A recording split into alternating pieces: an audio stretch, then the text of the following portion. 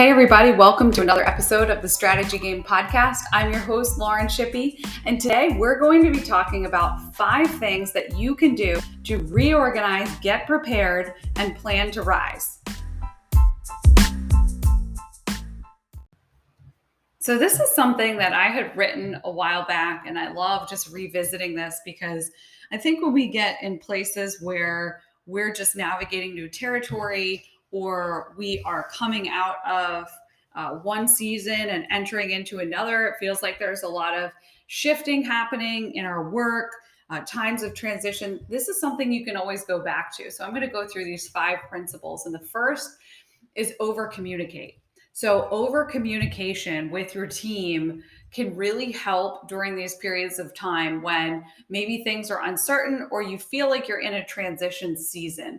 It's great to say these things out loud. And I always talk about this with a team. So what you're doing here is you're taking the subconscious frame of mind and you're moving it to the conscious mind. So that is what we want to be able to do and help our teams do. So I would say anything you can do to communicate to them. If there's something you're unsure of, I would say it's okay to let that be, but communicate what you can communicate so you can equip them and ease any tension or fears.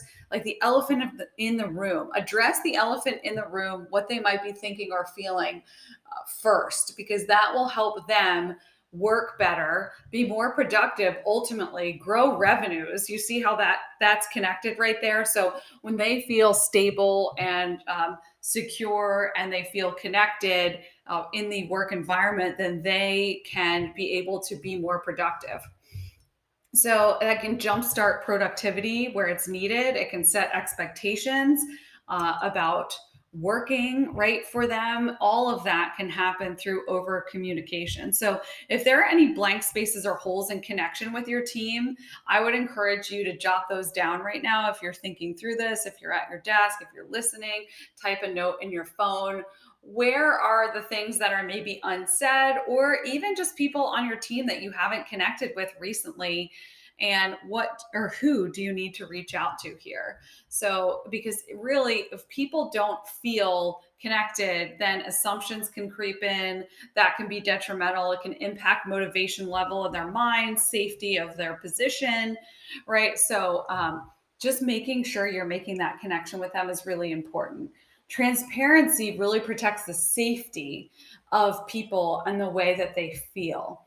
So I would say just intentional communication might look like taking 5 or 10 minutes before a call to reflect on what the person might need to hear from you, step into their world for a few minutes. We always talk about with the strategy work that we do on user personas, we always talk about stepping into our clients' shoes and feeling what they feel, and then translating that into a strategy, into campaigns, into messaging, into all of those things, right? So that might be what it looks like for you. What if you took 5 minutes before each call and put your phone away and put everything away and just sat with your notebook and wrote down what you think it is that they need to hear from you? And it could be something completely unrelated to the work.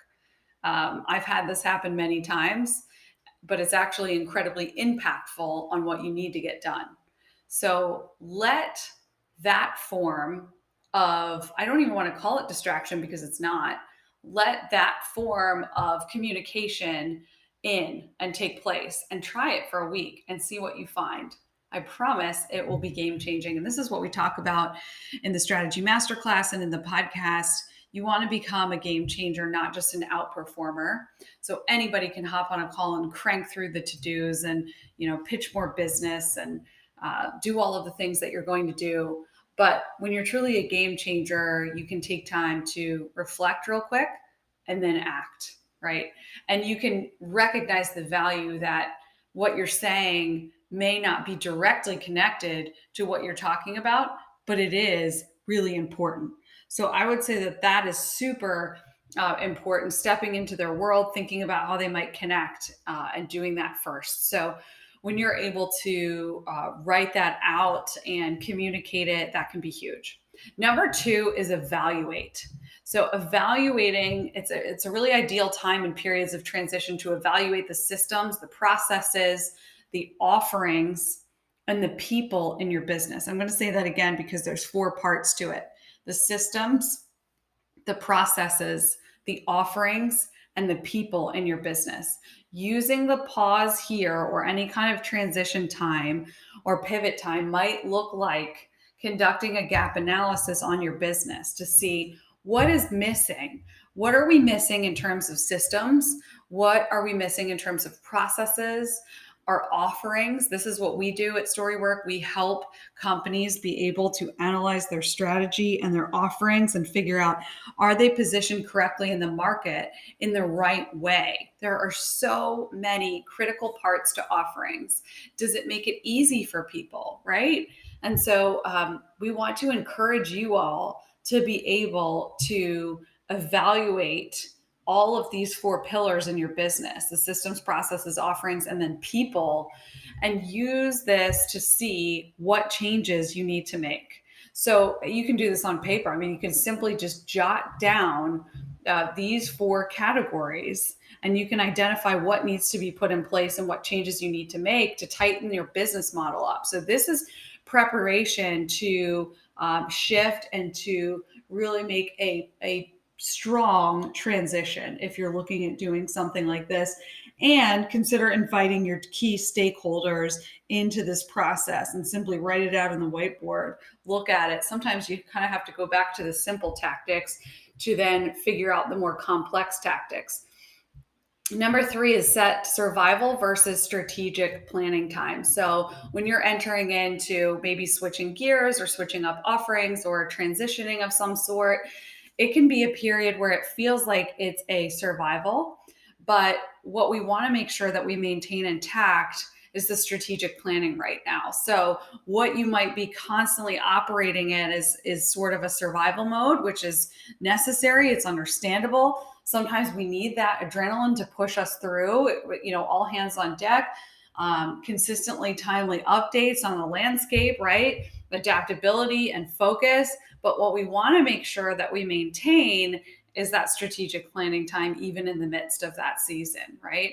So the dreaming and creating mode, it's important that that side of us doesn't completely die while we're in this transition or survival mode. So monitoring inputs can help. Here's the solution for this: allow time away from messages, from news feeds and phone calls. Determine a time with yourself and or your team where you can just transition into just a bigger picture visionary mode. Step outside, change your environment, put on do not disturb mode, zoom out, and just remember why you started. Maintaining a connection to your vision is really important during this time. So how can you meet people where they're going to be when you all move into this next season or phase or transition? And that's what, as a leader, you want to be anticipating. Number four, sharpen your skills. So this is a time during the transition to figure out what you're going to need for that next season. And this is part of what you can use the white space for. You can use the white space to figure out, what am I going to need going into this season? And what do I need to do to be able to prepare for that, right?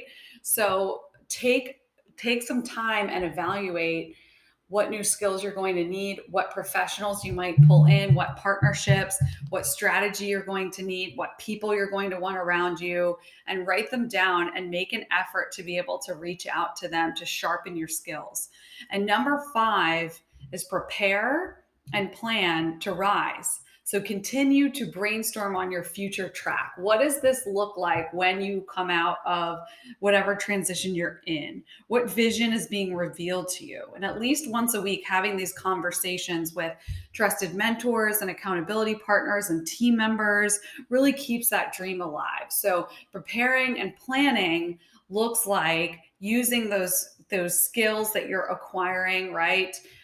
Cultivating that time where you're stepping out and you're looking to the vision where you're taking that strategic planning time, you're reevaluating, and you're over communicating with your team. And so all of those 5 things are going to help you emerge more adaptable, strengthened, more on mission than ever before, should you choose to accept the challenge. So I'm going to link to this blog post.